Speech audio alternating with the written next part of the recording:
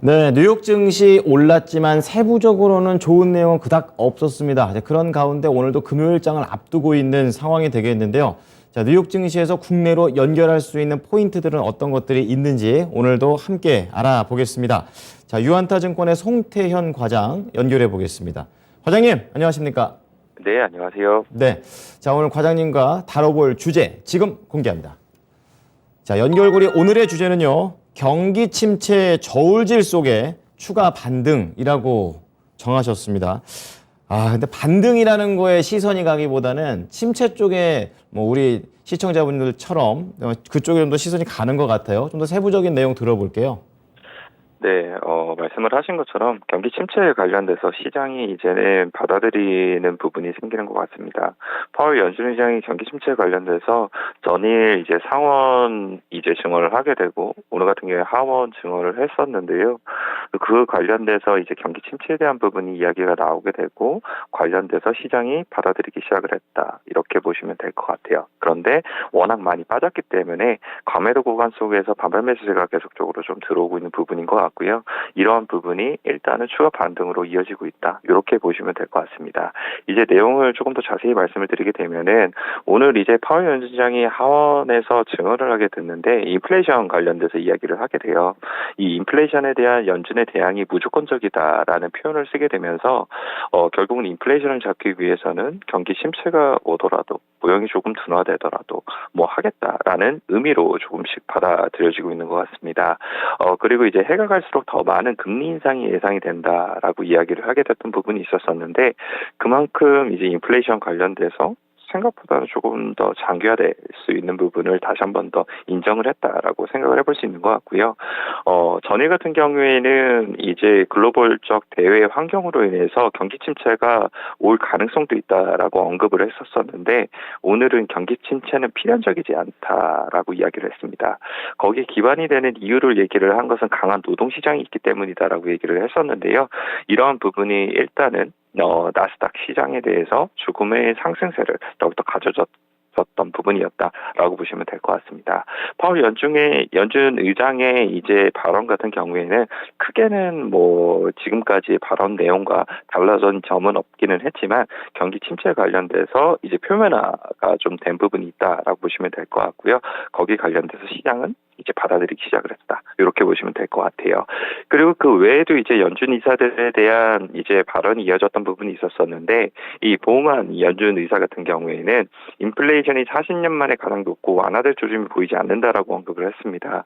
7월 금리의 75bp 인상이 바람직하고 향후 몇 차례 회의에서도 최소 50bp 인상이 계속적으로 적절하게 될 것이다라고 이야기를 하고 있어서 미국의 통화 정책이 계속적으로 자이언트 스텝 그리고 그 이후에도 강하게 나올 가능성이 상당히 높다는 것을 다시 한 번 더 확인을 해줬던 부분이 있고요. 통화 정책에 대한 부분이 상당히 강하게 나오게 되면은 관련돼서 경기 침체에 대한 부분도 뒤따라 올 수밖에 없는 부분이니까 그런 부분을 참고를 하셨으면 좋을 것 같습니다. 이제 경제 지표를 이제 발표된 거를 보게 되면은 경제 지표도 좋지 못했어요. 6월에 캔자스시티 여는 제조업 합성 지수 같은 경우에도 상당히 많은 부분 이 컨센서스 대비 하향되는 모습을 보였었고요. 6월 S&P 글로벌 마켓 제조업 지수 같은 경우에도 23개월 만에 최저치를 기록을 하게 되면서 경제 지표도 경기 침체를 이제 반영해서 나타나는 것이 아니냐라는 이제 더욱더 경기 침체에 대한 의견이 힘을 받는 부분이 있었었고요. 이 금리에 대한 부분을 좀 보시면 될 것 같은데 이 미국의 10년 국채 금리가 다운이 되고 있습니다. 전일부터 다운에 대한 폭이 계속적으로 커지고 있는데 10년 미국 국채 금리가 0.09%를 기록을 하게 되면서 다시 한 번 더 3%를 깨느냐 마느냐 이러한 이제 부분으로 가고 있고요.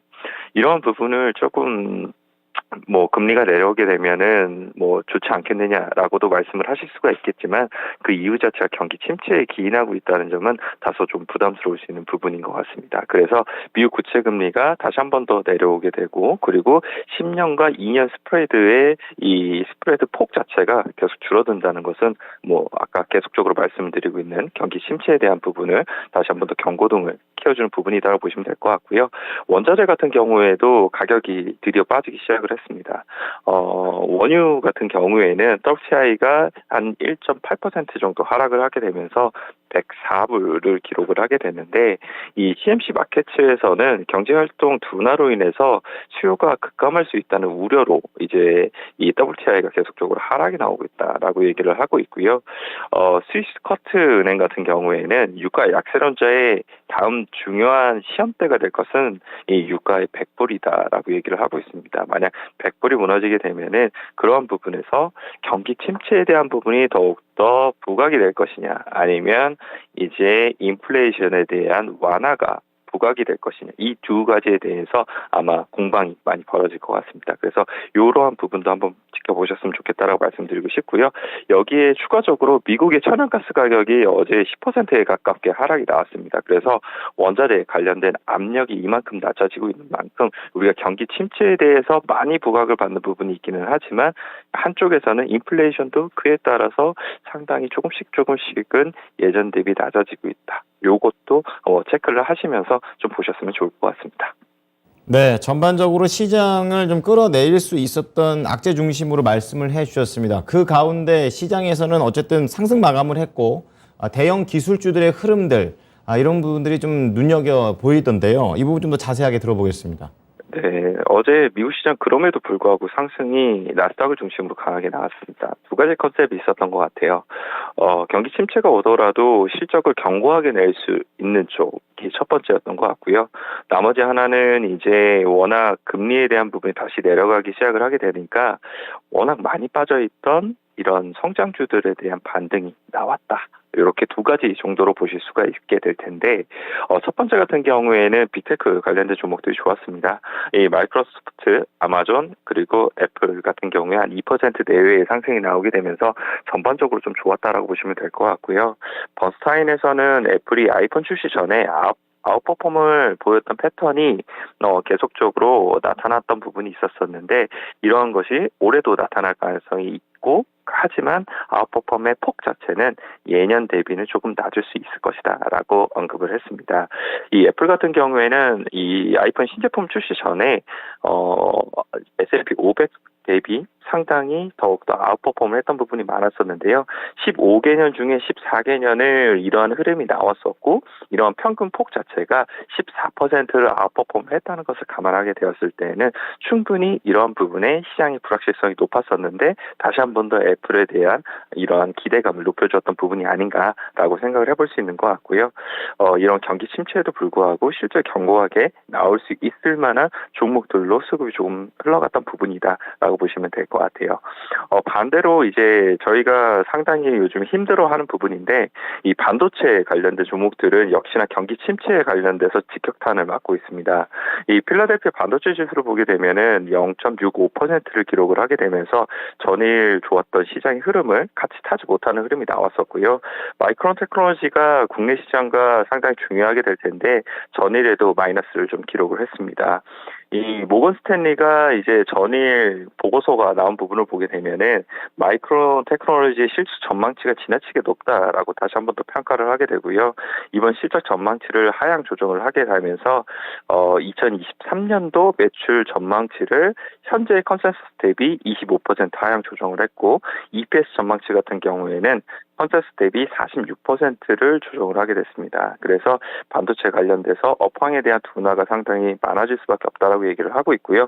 목표 주가를 83불에서 56불까지 낮췄다는 점을 감안하게 됐을 때는 이 반도체 관련된 종목들이 얼마만큼이나 경기 침체에 관련돼서 타격을 많이 받고 있는가를 다시 한 번 더 의미를 하게 되는 거고, 이에 따라서 국내 지수와 대만 지수가 왜 이렇게 좀 약세를 보이게 되는가, 그 부분에 대해서도 일부 설명이 조금은 가능한 것이 아닌가라고 생각을 해볼 수 있는 것 같아요. 그래서 오늘 같은 경우에도 국내 지수가 강한 상승을 기대해 보기는 좀 어려울 것 같고요. 어떻게 이제 반응을 하게 될지에 대해서 좀 지켜보셨으면 좋겠다라고 말씀드리고 싶습니다. 그 외에 이제 좀 보게 되면은 이제 월마트라든지 코스트코 이런 필수 소비재에 관련된 기업들이 한 2에서 3% 정도 상승이 나왔고요. 수급적으로 보게 되면은 요즘 바이오 관련된 종목들이 좋습니다.